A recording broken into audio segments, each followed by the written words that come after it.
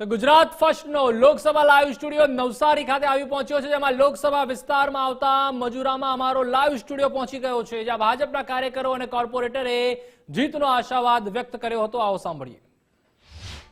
નમસ્કાર, સ્વાગત છે આપ સૌનું ગુજરાત ફર્સ્ટમાં અને હું છું આપની સાથે રાધા। લોકસભાનો લાઈવ સ્ટુડિયો, જી હા, ગુજરાત ફર્સ્ટનો લોકસભાનો લાઈવ સ્ટુડિયો આજે સુરતમાં આવી પહોંચ્યો છે। સૌપ્રથમ આપણે કવર કરીશું નવસારીની સીટ, સાંસદ શ્રી સી.આર. પાટીલ કે જેમના વિસ્તારમાં એક સીટ છે અને એ છે મજૂરા સીટ। હવે મજૂરા વિધાનસભાના કાર્યકર્તાઓ સાથે આજે વાતચીત કરવી છે, કારણ કે લોકસભાની ચૂંટણી ખૂબ વધારે નજીક છે અને આ ચૂંટણી આટલી બધી નજીક છે, શંખનાદ ફૂંકાઈ ચૂક્યો છે, તમામ પાર્ટીઓ મેદાને ઉતરી ગઈ છે, પછી એ ગઠબંધન હોય કે પછી આ તરફ ભારતીય જનતા પાર્ટી, તમામ પાર્ટીઓ દ્વારા મહેનત કરવામાં આવી રહી છે। આ વખતે જનતાનો મૂડ શું છે, શું જનતા કહી રહી છે, તમામ વસ્તુ જાણીશું કાર્યકર્તાઓની પાસે અને પણ મજૂરા વિધાનસભાના કાર્યકર્તાઓની પાસે। સૌપ્રથમ જાણી લઈએ, કેમ છો સુરતીઓ? શું લાગી રહ્યું છે આ વખતે લોકસભામાં કોને જીતાડશો? તેઓ ભાજપ કહી રહ્યા છે અને હવે સીધા જ કાર્યકર્તાઓની સાથે વાતચીત કરવાનો પ્રયત્ન કરીશું। હું નીચે આવી રહી છું આપની સાથે અને જાણવું છે આપની પાસેથી કે તમારો શું મૂડ છે, તમારી કેવી તૈયારીઓ છે। નીચે આવી રહી છું આપની પાસે। હવે નીચે આવી પહોંચ્યા છે અને તમામની સાથે એકવાર વાતચીત પણ કરવી છે। આ વખતે તેમનો શું અંદાજ છે, તેમની શું તૈયારી છે, હર્ષભાઈ સંઘવી દ્વારા કેવા કાર્યો કરવામાં આવ્યા છે, લોકોને કેટલા પસંદ આવ્યા છે અને લોકો શું હૈયા પર બેસાડશે કે કેમ? બેન, આપનું નામ? મારું નામ શીલાબેન તારપરા। શીલાબેન, આ વખતે ચૂંટણી નજીક, હવે કેવી તૈયારીઓ છે આપના દ્વારા? અમારી પૂરેપૂરી તૈયારી છે અને અમે જેમ અમારે દીકરો પરણવા જતો ને કેમ તૈયારી કરી એવી અમે તૈયારી કરી છે। અમારા કમળને અમે બધા 400 ને પાર ખીલાવાના છીએ અને અમે મોજથી અને અમે એકદમ હરખભર બધા તૈયાર છીએ અને અમે ઉત્સાહભેર દરેક કાર્યકર્તાઓ ખૂબ મહેનત કરી અને ઘર ઘર સુધી પહોંચવાના છીએ। બિલકુલ બિલકુલ, લોકોને જાણે દીકરાને પરણાવવા જતા હોય એ રીતની તૈયારી છે, એટલે જાન કાઢવાના મૂડમાં છો? હા, જાન કાઢી દીધી છે અને અમારા દીકરો પરણવા ચાલી નીકળ્યો છે અને મોદી સાહેબને અમે 400 ની પાર ચૂંટાડવાને મોકલવાના છીએ। બિલકુલ, લોકોનો ઉત્સાહ જો બેન। વડાપ્રધાન નરેન્દ્ર મોદી કહી રહ્યા છે અબકી બાર 400 કે પાર, શું લાગી રહ્યું છે, કેટલી મહેનત? મારું નામ ગીતાબેન રબારી। આ વખતે અમારા વિધાનસભા અને લોકસભા નવસારી 25માં તૈયારી ફૂલ કરી અને લોકો બહુ કાર્યકર્તાઓ બહુ મહેનત કરી છે અને સાહેબને બહુમતી જીતાવાના, પાટીલ સાહેબને, સી.આર. પાટીલ સાહેબને બહુમતી જીતાવાના છે અને નરેન્દ્ર મોદી સાહેબને આગળ લઈ જવાના ખૂબ પ્રયત્ન કર્યા છે। બિલકુલ બિલકુલ, લોકોને એટલા બધા કામ પસંદ આવી રહ્યા છે અને આ સાથે એવું કહી રહ્યા છે તેઓ કે સી.આર. પાટીલ સાહેબને તેઓ બહુમતીથી ફરી એકવાર ત્યાં સીટ પર બેસાડવા જઈ રહ્યા છે। ભાઈ, આપનું નામ? વ્રજેશ ઉનડકટ। વ્રજેશભાઈ, ચૂંટણી ખૂબ નજીક, સી.આર. પાટીલ ફરી એકવાર આવી પહોંચ્યા છે ત્યાં છે અને શું લાગી રહ્યું છે આ વખતે આપની કેટલી મહેનત છે, જનતા સુધી કેટલા પહોંચ્યા? જન સુધી સરકારી યોજનાઓના લાભો પહોંચાડેલા છે, સુરતને ઇન્ટરનેશનલ એરપોર્ટ મળેલું છે અને હમણાં ટૂંક સમયમાં જ પીએમ મિત્રા પાર્ક, જે હમણાં વાસી બોરસી ખાતે પણ આ નવસારી લોકસભામાં જ બનેલો છે, સુરત લોકસભા નવસારી લોકસભાની ફરતે આજે બુલેટ ટ્રેન પસાર થવાની છે, મેટ્રો ટ્રેન મળવાની છે, અનેક વિકાસના કામો થયેલા છે। મજૂરા વિધાનસભા એટલે જે હમણાં ગત ચૂંટણી વિધાનસભાની ગઈ તેમાં હર્ષભાઈને કુલ પડેલા મતમાંથી 89% મત મળ્યા અને ગઈ લોકસભાની ચૂંટણીમાં સી.આર. પાટીલ સાહેબને 6,89,000ની લીડ મળી। આ વખતે દરેક કાર્યકર્તાઓએ સંકલ્પ કરેલો છે કે આ વખતે એમને 7 લાખની લીડથી આગળ પાર કરીને અમે જીતાડવાના છીએ અને ગુજરાતમાં સૌથી હાઈએસ્ટ લીડથી અને નરેન્દ્રભાઈ મોદી સાહેબને 400ની વધારે સીટથી અમે ત્યાં પ્રધાનમંત્રી તરીકે ત્રીજી વાર બેસાડવાના છીએ। એટલે આ વખતે સાહેબે કીધું છે કે આ વખતે વધારે કઠોર નિર્ણય લેવાના છે અને આ વખતે અને જે રીતે વિકસિત ભારતનો સંકલ્પ લઈને મોદી સાહેબ આગળ વધી રહ્યા છે એ જ રીતે દરેક, એટલે માત્ર કાર્યકર્તા નહીં, દરેક દેશની જનતાઓએ મન બનાવી લીધેલું છે। કાર્યકર્તા તો મન લોકો ઈચ્છી રહ્યા છે, લોકો દ્વારા પણ જયારે ઉતરીએ છે ગ્રાઉન્ડ પર લોકો પણ કહી રહ્યા છે કઈ પાર્ટીને તેઓ કઈ જે સંબોધન કરે છે અથવા તો કઈ પાર્ટીને સપોર્ટ કરે છે તેવું તો તેમના દ્વારા કહેવામાં આવે છે। ભાઈ, આપનું નામ? મારું નામ હિમાંશુ રાહુલજી। હિમાંશુભાઈ, અબકી બાર 400 કે પાર? યસ, 100% આવશે। 100%। શું મોદીજીનું એ સપનું છે તમે પૂરું કરશો? 100% થઈ જ જશે। બિલકુલ, તો આપ એ સપનું પૂરું કરવા માટે કેટલા તત્પર અને કેટલી કામગીરી શરૂ કરી દેવામાં આવી છે? અમે કેટલા વખતથી ઇલેક્શનના મોડમાં આવી જ ગયા છે। અમારું જે રૂટીનનું કાર્ય છે ઇલેક્શનનું એ ચાલુ થઈ ગયું છે, કોઈ શક નથી।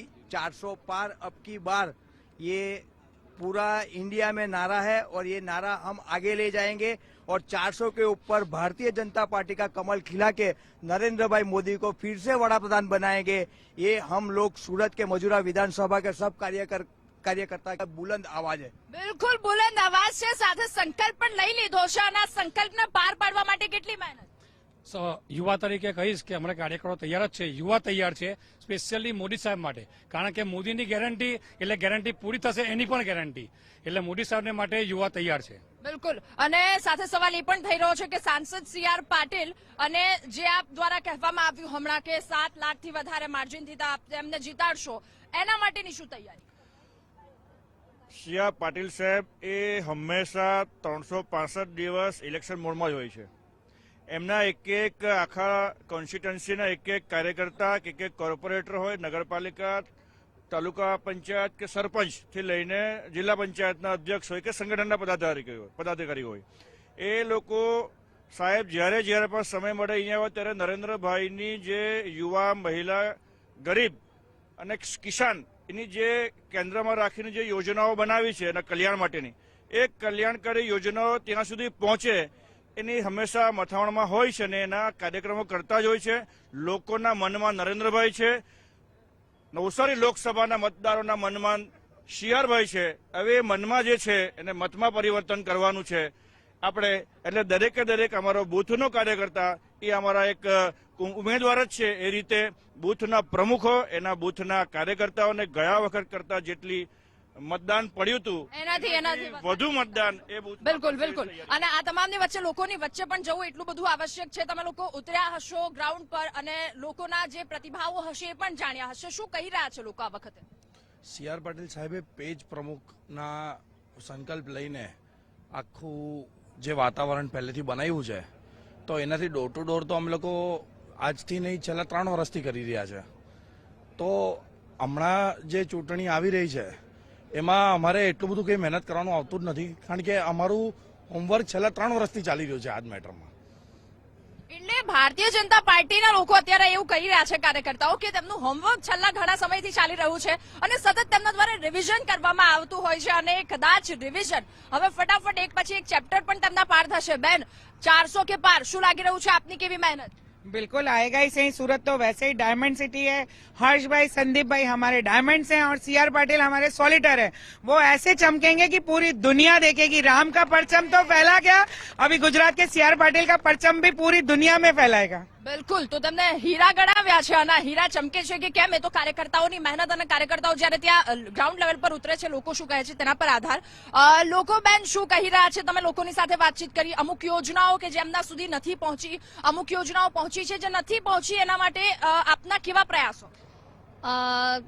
તમે જોઈ શકો છો કે પાટીલ સાહેબ હોય, મોદીજી હોય કે પછી હર્ષભાઈ હોય, અમે એવું નથી ઈચ્છતા કે જ્યારે ઇલેક્શનના મોડમાં આવીએ ત્યારે અમે કામગીરી કરીએ। જ્યારથી ભારતીય જનતા પાર્ટી છે ત્યારથી ઘર ઘર સુધી લોકોને યોજનાઓ મળી જ છે, અને આજે જેટલી પણ યોજના છે, તમે કોઈ પણ મહિલાઓના સન્માન માટેની હોય, મોદીની ગેરંટી તમે જોઈ શકો છો, દરેક વ્યક્તિને અટલ પેન્શન યોજના છે કે પ્રધાનમંત્રી સુરક્ષા યોજના છે, દરેક યોજનાઓનો લાભ દરેકને ઘર ઘર સુધી મળે છે। આજે તમને જોઈ શકો આયુષ્યમાન કાર્ડમાં 10 લાખનો વીમો મળે છે, જે તમે પ્રાઇવેટ હોસ્પિટલમાં ઓપરેશન કરાવવા જાઓ તે તમને ફ્રીમાં થઈ જાય છે। એટલે આજે ગરીબથી ગરીબ શું કોઈ પણ વ્યક્તિને આજે એ દરેક યોજનાનો લાભ મળે છે। બિલકુલ, તો એ લાભાર્થીઓ સુધી આપ પહોંચ્યા ખરા? हाँ, એમની સાથે વાતચીત કરીએ, એમનો શું આ વખતે રિસ્પોન્સ છે? इनका बहुत ही अच्छा रिस्पॉन्स है। सभी लोग 400 के पार जाए। બિલકુલ, તો કાર્યકર્તાઓ પણ એ જ મોડમાં છે કે 400 કે પાર, અને તમામ દ્વારા તૈયારી પણ કરી દેવામાં આવી છે। અને આજે અહીંયા સાંસદ સી.આર. પાટીલ પણ અહીંયા ઉપસ્થિત હતા, જે કાર્યકર્તા કે જેમના દ્વારા સતત મહેનત અને સંઘર્ષ કરવામાં આવી રહ્યો છે પાર્ટીને 400 કે પારનું જે સપનું છે એ પાર પાડવા માટે। કારણ કે ભારતીય જનતા પાર્ટી એ એક કાર્યકર્તાથી લઈ અને કોઈ ઉચ્ચ કક્ષાના નેતા હોય, તમામને સરખું મહત્વ આપનારી આ એક પાર્ટી કહી શકાય, એવું અહીંયાના લોકો કહી રહ્યા છે। અને સવાલ હવે ઉઠી રહ્યો છે કે અલગ અલગ જે યોજનાઓ બહાર પાડવામાં આવી છે, યોજનાઓ લોકો સુધી પહોંચાડવામાં ઘણો બધો સંઘર્ષ પણ થતો હોય છે, પરંતુ ક્યાંક ને ક્યાંક એ યોજનાઓ પહોંચી છે। આદર્શ ગામો પણ ત્યાં પહોંચ્યા છે, આદર્શ ગામો સુધી પણ અમે પહોંચ્યા, ત્યાં પણ વાતચીત કરી। અને હવે સૌથી મોટો સવાલ એ થઈ રહ્યો છે કે જે મૂર્તિયાઓના નામ જાહેર થઈ ચૂક્યા છે, અને એ મૂર્તિયાના નામ જાહેર થઈ ચૂક્યા છે જે સાંસદો ફરી એકવાર સત્તા પર આવશે કે કેમ અને એમને કેટલી મહેનત કરવી પડશે, એમના કાર્યકર્તાઓમાં કેવો જોમ છે, કેવો જુસ્સો છે, આ બધી જ વસ્તુઓ અમે આપ સુધી પહોંચાડી રહ્યા છે અને તમામ અપડેટ્સ અમે આપ સુધી પહોંચાડતા રહીશું. પરંતુ અહીંયા સૌથી મોટો સવાલ એ પણ થઈ રહ્યો છે કે જ્યારે શંખનાદ થઈ ચૂક્યો છે ચૂંટણીનો અને આ શંખનાદ થયા બાદ ની પરિસ્થિતિ આ ખૂબ વધારે રસપ્રદ છે. કારણ કે એક તરફ જે સ્થિતિ હોય છે જીતવા હારવાની અને જે મહેનત કરવાની, જે સંઘર્ષની સ્થિતિ હોય છે, પરંતુ આવનારો સમય જ બતાવશે કે સત્તાના સિંહાસન પર કોને બેસાડવાના છે, ફરી એકવાર દિલ્હી કોને લઈ જવાના છે અને ફરી એકવાર સૌથી મહત્વની વાત, જનતાના હૃદયમાં કોણ રાજ કરે છે, જનતાના દિલમાં કોણ રાજ કરે છે, કયા કાર્યકર્તા, કઈ પાર્ટી કે જે જનતાના દિલ સુધી પહોંચી છે, આ સૌથી મહત્વની વાત છે. અને આ બધા જ પ્રશ્નો કે જેના પર હાલ એક પ્રશ્નાર્થ ચિહ્ન છે, પરંતુ આવનારો સમય એટલે કે થોડા જ દિવસોમાં, આગામી દિવસોમાં એ પ્રશ્નાર્થ ચિહ્ન હટી જશે અને ત્યાં આપણને ખબર પડી જશે કે એ સત્તાના સિંહાસન પર કઈ પાર્ટી રાજ કરવાની છે, લોકોના દિલ પર કઈ પાર્ટી રાજ કરવાની છે અને બધા જ જે સવાલો છે એ સવાલનો જવાબ આપશે આવનારો સમય. કેમેરા પર્સન વિકી સાથે રાધા પ્રજાપતિ, ગુજરાત ફર્સ્ટ, નવસારી.